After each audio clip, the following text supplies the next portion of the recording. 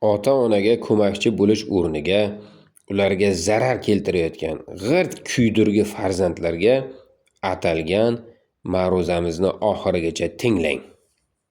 Tog'ni ursa talqon qiladigan zabardast o'g'lonlar, otangizga va onangizga bir qarang.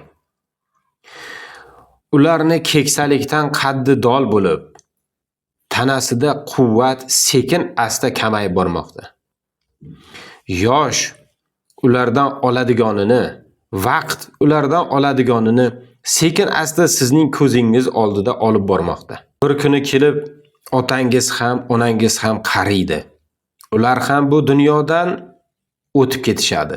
Sizni va boshqalarni tark etishadi. Ota-onangizga ko'makchi bo'lib, ro'zg'orni bir burchagini ko'tarish o'rniga siz esa nima ishlar bilan shug'ullanayapsiz?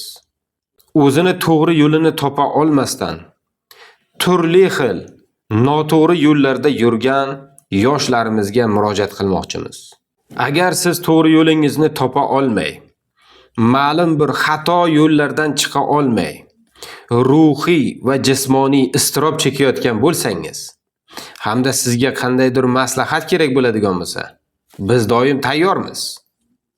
Maslahatga ham, davo muolajalariga ham biz tayyormiz.